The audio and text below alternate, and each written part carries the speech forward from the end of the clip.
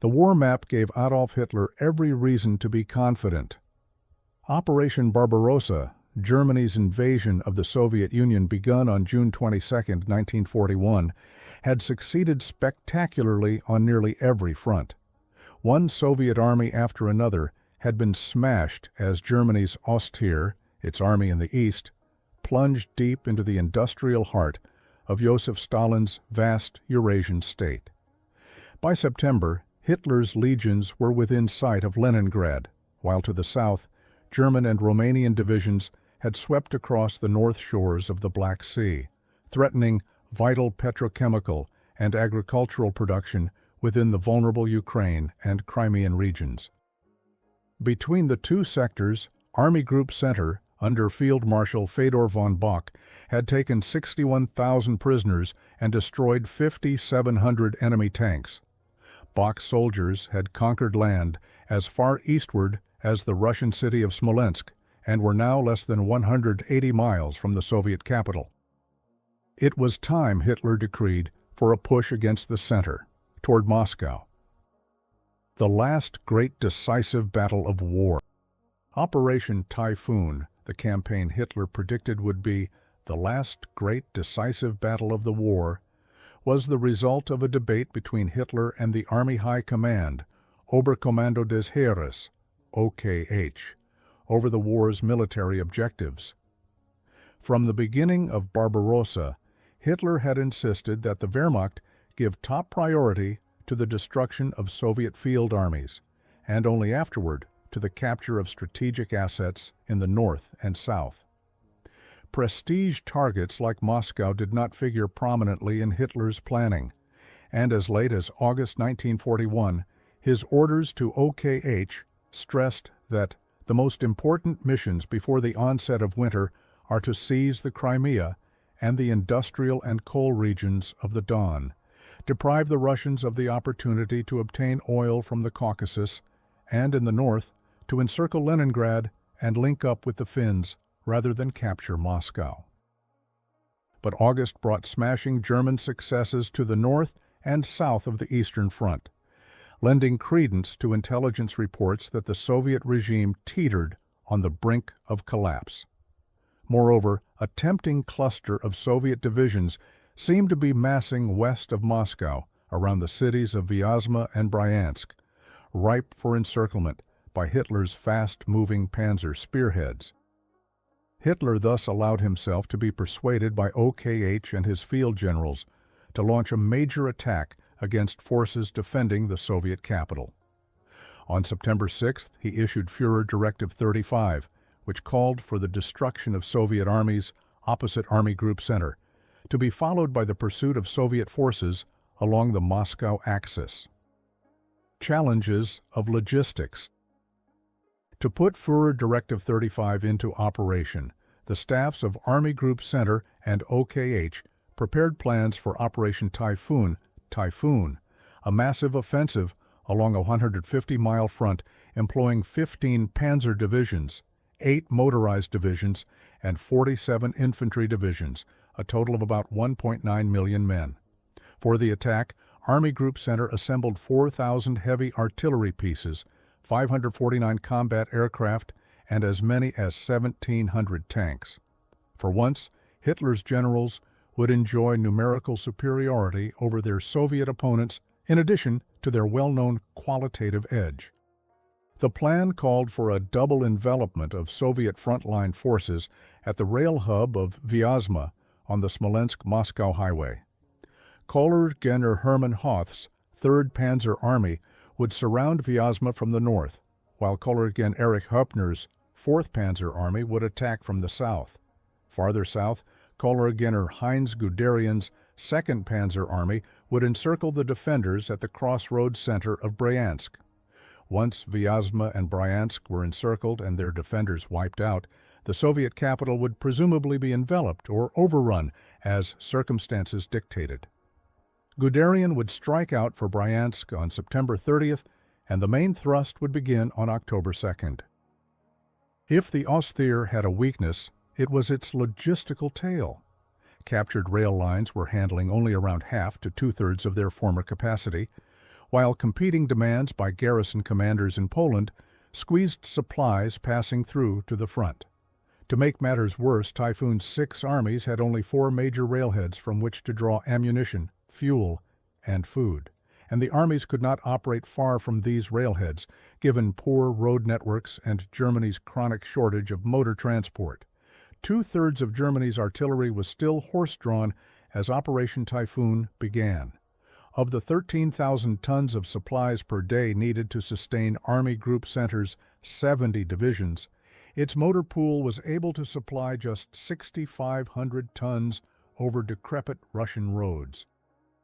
The Soviet Army's woeful position. If the situation looked daunting for the German planners, it was far worse for their Soviet counterparts.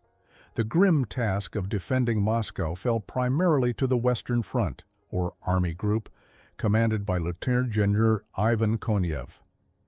Konev's front consisted of 6 rifle infantry armies, a 5-division cavalry group, and 3 reserve rifle divisions, and it was supported to the south by the 3-Army Bryansk Front under Lieutenant General Andrei Yeremenko. These 2 fronts, plus a 6-Army Reserve Front under Marshal Semyon Budeny, which had 2 armies plugging gaps in the front line, had been engaged in piecemeal counterattacks at Stalin's insistence since August, and were considerably worn down, so that each Soviet army was, more or less, the equivalent of a German corps. While the Western, Bryansk, and Reserve fronts amassed 95 divisions with 86 4,000 combat troops, they labored under crippling disadvantages. All 3 were seriously short of heavy artillery, combat aircraft, and medium tanks. The average rifle division, composed largely of ill-trained recruits, was around 5,000 to 7,000 soldiers, less than half the authorized strength of around 14,000. To make matters worse, the deeper German columns drove into Soviet territory, the less Stalin tolerated a strategy of trading space for time, which limited his generals' options. Putting pressure on the capital. The battle for the Soviet capital opened on September 30th with a lightning attack by Guderian's panzers, which struck northeast toward the transportation hub of Orel and due north toward Bryansk. Guderian's veterans smashed 5 divisions and ripped open the southern flank of the Soviet 13th Army. On October 3rd, his panzers rolled into Orel so rapidly they overtook trams clattering down Orel streets, and the 13th Army fled toward Bryansk.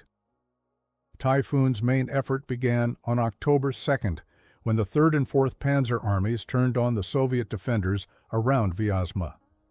3rd Panzer, based in Smolensk, hit the juncture of Konev's 19th and 30th Armies, rupturing the 2 armies' flanks.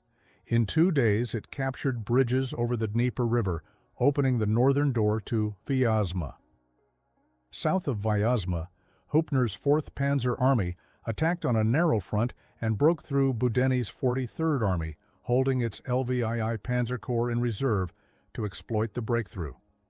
On the way, it dismantled Budeny's 33rd Army, a second echelon formation, and by October 5th, Hupner had bored a hole in Soviet lines wide enough to throw LVII Panzer Corps into the enemy rear east of Vyazma.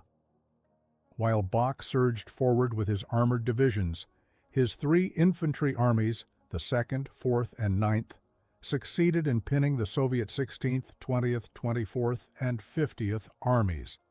Fierce pressure prevented those 4 defending armies from either retreating or coming to the aid of their hard-pressed comrades around Vyazma and Bryansk. 1 million men. At the time Typhoon was launched, the Kremlin was still preoccupied with its Ukrainian front. It took 3 irreplaceable days before Stavka, the Red Army High Command, awoke to the threat posed by Army Group Center and summoned reserves from the Urals, Central Asia, and the Far East. To the north, General Konev threw whatever reserves he could find into a futile counteroffensive to halt the 3rd Panzer Army. But these unlucky units were driven back with heavy losses. In the center, Marshal Budeny's reserve front, which comprised largely militia or reconstructed units, collapsed entirely before the weight of the 4th Panzer Army's assault, and by October 4th, Boudinny's front was virtually destroyed. Stalin, furious with the performance of his generals, sacked Konev and considered executing him, replacing him on October 5th with his top commander from Leningrad, General Georgy Zhukov.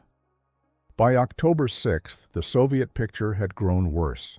Konev's orders to his 16th, 19th, and 20th Armies to retreat toward Vyazma could not be heeded due to the intense pressure from Bok's 4th and 9th Armies. Boudinny's 32nd Army, which guarded the approaches to Vyazma, collapsed under withering armored attacks from north and south of the city, and on the morning of October 7th, panzers linked up east of Vyazma, forming a pocket that trapped some 400,000 soldiers from the 16th, 19th, 20th, 24th, and 32nd Armies. That evening, 5 German infantry corps, plus heavy artillery and Luftwaffe bombers, were called in to begin the Kessel-Cauldron battle that would result in the destruction of 25 rifle divisions and 5 tank brigades over the next 5 days. Farther south, General Guderian closed the Bryansk pocket, although his mobile forces were delayed when his fuel supply gave out on October 3rd. 3 days later, his panzers finally reached Bryansk, and by October 9th, he had loosely encircled the Soviet 3rd, 13th, and 50th Armies. But Guderian failed to seal the pocket effectively, and from October 9 to 13th, large portions of the 3rd and 13th Armies limped away, while parts of at least 7 rifle divisions managed to escape the cauldron.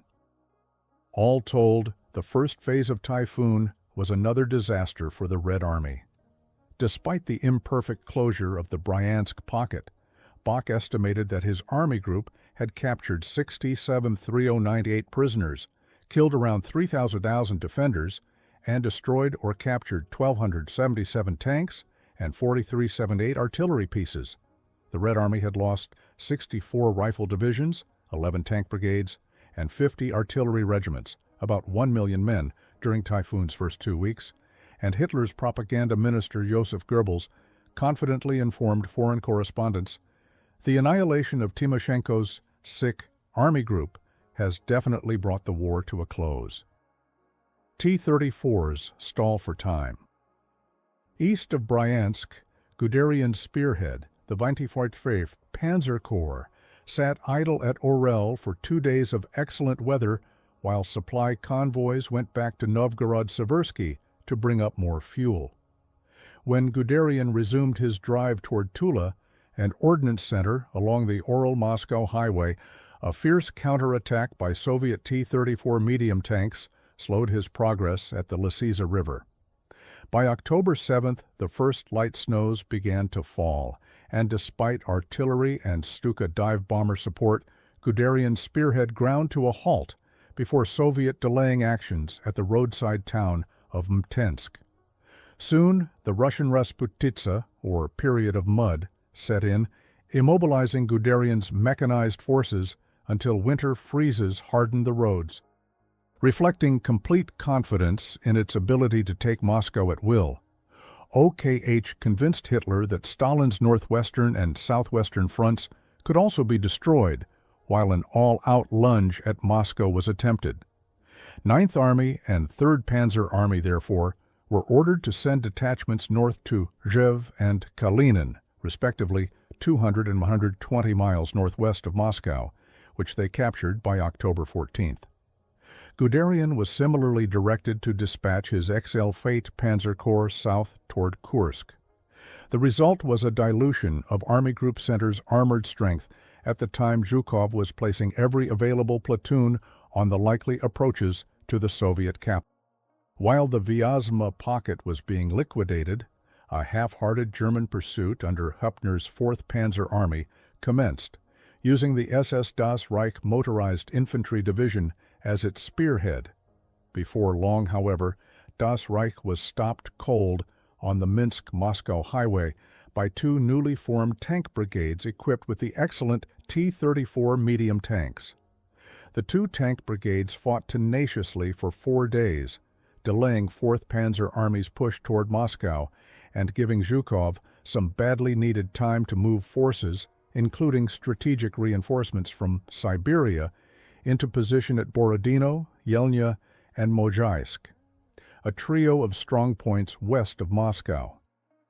Guderian's delays in pushing beyond Orel, unexpectedly fierce Soviet resistance around Borodino, and the diversion of part of Army Group Center toward Kalinin gave Zhukov time to throw together parts of 18 rifle divisions and 11 tank brigades, around 9,000 men, to hold back the Gray Tide.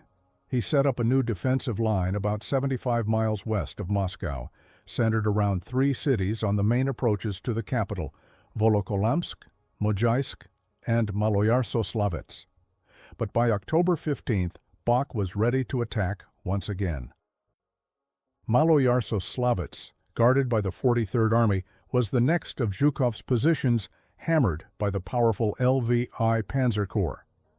The city fell on October 18th, but Soviet defenders were reinforced by the 33rd Army and managed to prevent Hupner's panzers from exploiting the breach.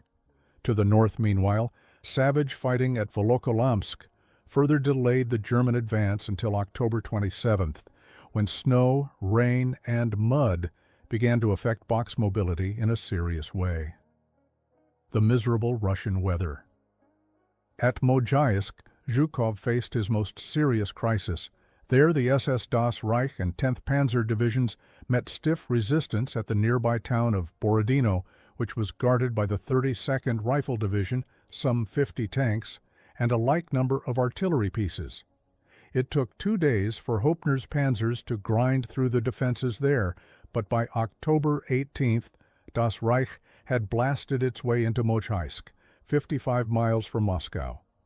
With the fracture of the Mozhaisk line, Germany now occupied roughly 600,000 square miles of former Soviet territory. Zhukov was running out of room. The significance of the German victory at Borodino was not lost on Muscovites. In 1812, Napoleon's success there had opened the doorway to French occupation of Moscow. Residents began fleeing the capital, and the government evacuated most offices to the east, although Stalin and the Army's high command remained within the city. As the fate of Moscow hung in the balance, Bok's logistical vulnerabilities began catching up with him. Miserable weather and muddy roads had hampered his ability to move supplies, especially fuel and ammunition, to frontline troops. That, plus a lack of supply trains reaching his railheads, meant that from October 24th into November, Army Group Center was forced to halt and settle for a war of attrition that it could ill afford. The only German gains over the next few weeks would be along Guderian's sector to the south. Guderian's objective after seizing Orel was to capture Tula, 100 miles south of Moscow. Having been stymied at Mtensk until October 11th, then spending 11 days bringing up additional fuel and ammunition, on October 22nd, Guderian sent his Viktichwar Panzer Corps with 3 infantry divisions and flanked the Soviet defenders the following day. 6 days later, Guderian's spearheads were able to pierce defenses south of Tula and attempt a direct assault on the city. In a heroic last-stand effort, local militia, NKVD security troops, and anti-aircraft crews fought off Guderian's lead units just long enough for the 32nd Tank Brigade and 2 rifle divisions to come to their rescue. Deep mud limited Guderian's mobility until the surrounding roads froze. Tula, like Moscow, gained a respite for the moment. Zhukov's fresh reserves. Guderian prepared to renew his assault on Tula by bringing up the rest of his army in a flanking movement to the east. But by early November 2nd, Panzer Army had bypassed so many smaller Soviet units that Guderian's right flank was seriously exposed. He posted his Lurie Corps on the right to deal with threats to his line of communications, but spoiling attacks by the Soviet 3rd and 50th Armies set off a 10-day running battle that further delayed Guderian's drive on Tula until November 18th and forced 2nd Panzer Army to consume vital ammunition and fuel stocks. By the end of October, the vast human resources of the Soviet Empire had begun collecting on the Moscow axis. That month, Zhukov received 10 rifle divisions, 19 armored units, a cavalry division, 5 divisions of militia, and 1 airborne corps. During November, he would receive another 22 rifle divisions, 17 rifle brigades, 14 cavalry divisions, 4 armored units, and 11 ski battalions. By November 15th, Zhukov and Konev, whom at Zhukov's request had been given command of the armies fighting at Kalinin, had assembled 38 infantry divisions, 3 tank divisions, and a dozen cavalry divisions, plus another 14 tank brigades. While many of Zhukov's units would be thrown into combat with little or no training, he now had sufficient numbers to make a decent stand around his capital.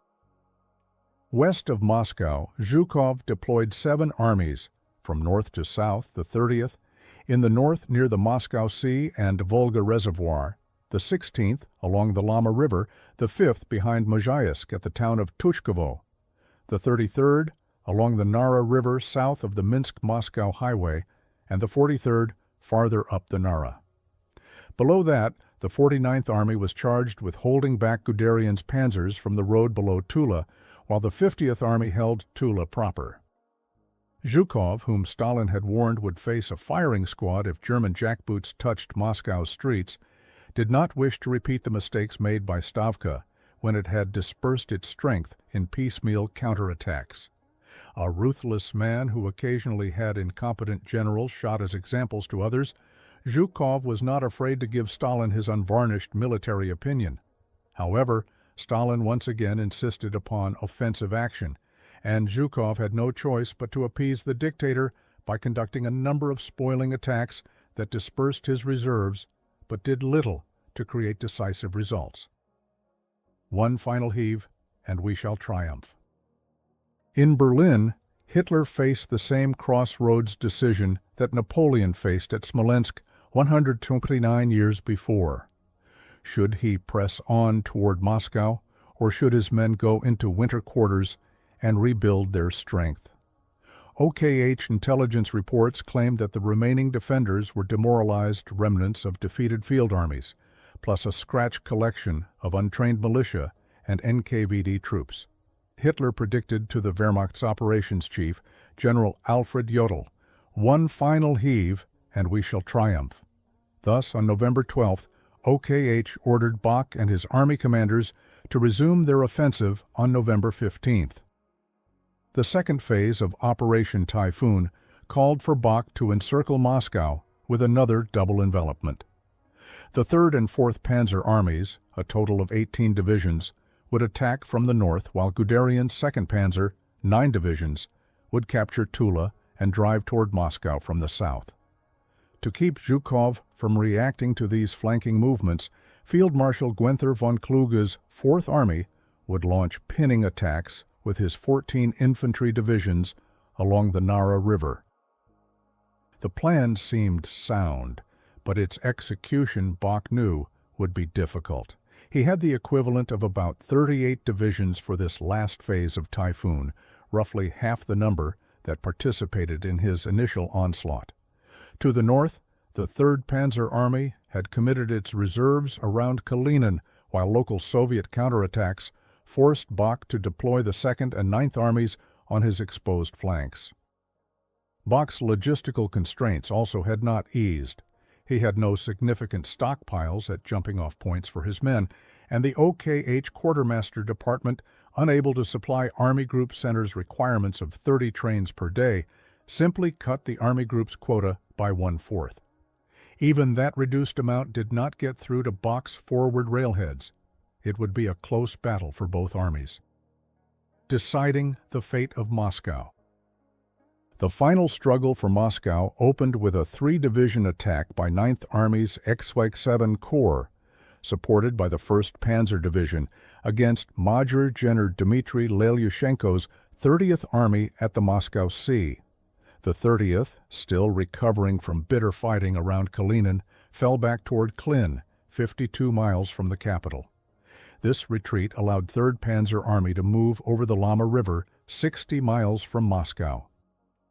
On November 18th, the main German thrust began, as 4th Panzer Army's V Corps and XLVI Panzer Corps, 6 divisions in all, ripped open a hole between the 30th and 16th Armies. The 16th, commanded by Major General Konstantin Rokossovsky, was forced to withdraw east toward Istra, 36 miles west of Moscow, leaving a gap between the two armies that Hoepner obligingly exploited with 2 corps. By November 23rd, Klin was in German hands, and 30th Army was in peril. But with Konev launching division-sized counterattacks from the Kalinin region, Bock could not afford to leave his left flank open. He ordered Colonel Adolf Strauss's 9th Army to assume the defensive and keep Konev's forces away from his panzers moving against Moscow. While 30th Army was falling back toward the Volga Reservoir, 35 miles north of the Kremlin, Rokossovsky's 16th Army, west of Moscow, was taking a beating around Istra. There, his 78th Rifle Division, newly arrived from Siberia, was putting up a desperate defense against the SS Das Reich Division. The 78th conceded the town on November 27th, but not before inflicting 926 casualties on Das Reich and taking a good deal of the fight out of that elite unit. In addition to inflicting German casualties, the battle for Istra bought Zhukov critical time to establish yet another defensive line 21 miles northwest of Moscow. Time was, for the moment, on Zhukov's side. The delaying actions around Klin and Istra allowed him to withdraw troops east and avoid another pocket disaster, while harsh weather and supply shortages seriously hampered Bock's ability to move forward. But Bock had one last attack left in his army group, and no one knew whether it would end inside or outside the Kremlin walls. On November 27th, advance units of the LVI Panzer Corps managed to reach the Moscow-Volga Canal, but they were thrown back by lead elements of the 1st Shock Army, and forward momentum on the north side of the capital was lost.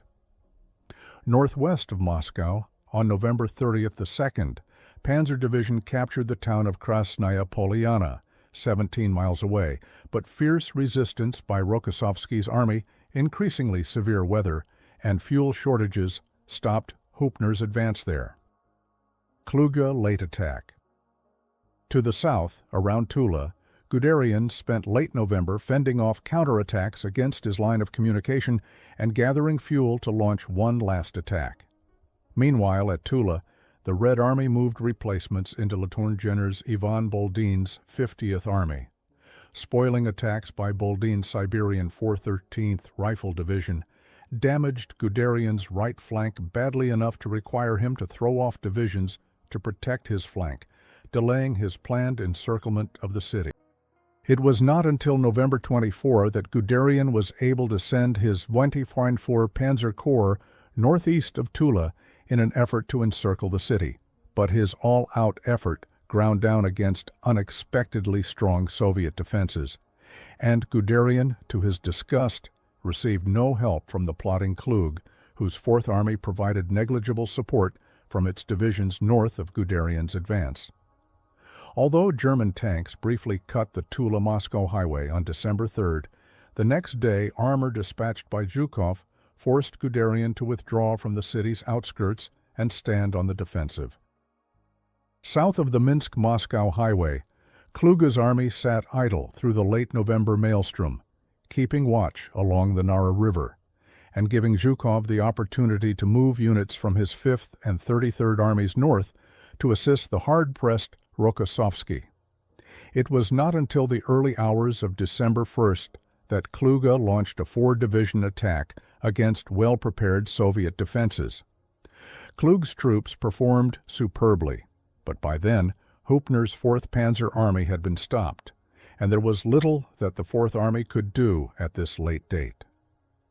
After Zhukov moved his reserves back to the center to support the crumbing 33rd Army, Kluge retired across the Nara, effectively quitting the battle. As Zhukov later commented, "In the absence of attacks at the center, we were able to shift all our reserves down to divisional reserves from the center of the front to parry the enemy's strike forces on the flanks. Rolling the Germans back.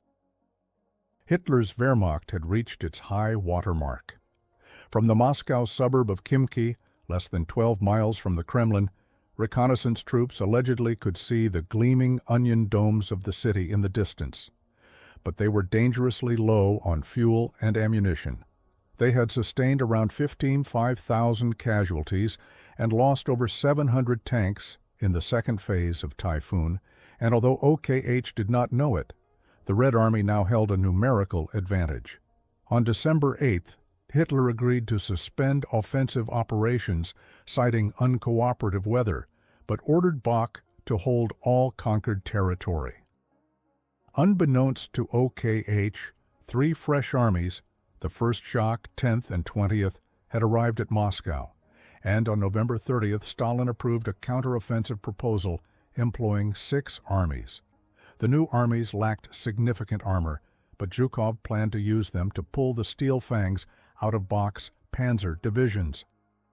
Soviet counterattacks began on December 5th at the north end of the line, east of Klin, where the 3rd Panzer Army deployed 3 panzer and 2 motorized infantry divisions. Colonel Hans Reinhardt, who had replaced Hoth as commander of 3rd Panzer after Typhoon's launch, made the mistake of keeping his few operational tanks, only around 80 or so by now, close to his front lines. They were therefore unable to act as a mobile reserve to plug cracks in his front and were vulnerable to a rapid thrust. On the morning of December 6th, 30th Army flung 3 rifle divisions and 2 tank brigades at Reinhardt's overstretched 14th and 36th motorized infantry divisions. The 1st Shock Army joined in the attack, and 20th and 16th Armies began pressing attacks along the juncture of the 3rd and 4th Panzer Armies. Reinhardt ordered 3rd Panzer to fall back upon Klin, while Hopner withdrew 4th Panzer Army to Istra. As Hopner and Reinhardt were pulling back, the Soviet 5th Army joined the battle, and 3rd Panzer suffered heavy losses in artillery and vehicles as Reinhardt tried to cobble together a Kampfgruppe, battle group, from 2 panzer divisions to hold back the red tide. Miserable weather and fuel shortages impeded cooperation between the 2 panzer armies, and by December 11th, Rokossovsky had pushed the Germans out of Istra. Bock's left wing was in danger of collapse. On December 12th, Rokossovsky moved in for the kill, sending 2 tank brigades, 2 motorized regiments, and 2 cavalry units around 3rd Panzer Army to cut off its line of retreat. His force captured the road from Klin on December 14th, isolating 4 panzer divisions, plus the hard-pressed 14th Motorized Infantry Division. Leaving behind much of their heavy equipment, the divisions trapped at Klin forced open the road to Kalinin just long enough to escape the rapidly closing noose, and by December 15th, 3rd and 4th Panzer Armies again were in retreat. To the south, around Tula, Boldin's 50th Army, plus reinforcements from the I Guards Cavalry Corps and the newly formed 10th Army, battered Guderian's front and flanks. At the same time, Stavka sent 2 reinforcing armies toward Tula, and by early December those armies had converged upon 2nd Panzer's flanks. As in the north, 3 of Guderian's infantry divisions were threatened with encirclement, but all managed to withdraw southwest with heavy losses. Soviet thrusts at the juncture between 4th Army and 2nd Panzer Army threatened to isolate Guderian, and by December 12th, he was in retreat toward Orel. Moscow had been saved. Aftermath of Operation Typhoon. Operation Typhoon was a near-run thing for the Soviet Union. From September 30th to December 15th, the Red Army sustained roughly 1.5 million casualties, some 35,000 in December alone, and the Soviet government had been forced to evacuate its capital. Army Group Center, for its part, lost over 15,000 men. Particularly crippling for the Ostheer was the loss of heavy equipment. As many as 800 tanks, 983 artillery pieces, 473 heavy mortars, and 800 anti-tank guns were destroyed or abandoned during December. Perhaps the greatest damage to the Nazi war machine was psychological. The subhuman Slavic troops had shattered the myth of Wehrmacht invincibility. Hitler's confidence in his generals was irredeemably shaken, and in short order he relieved the head of OKH and took personal command of the army. He sacked Bach, 3 of the 6 army commanders involved in Typhoon, Guderian, Hupner, and Strauss, and 4 of the 22 corps commanders.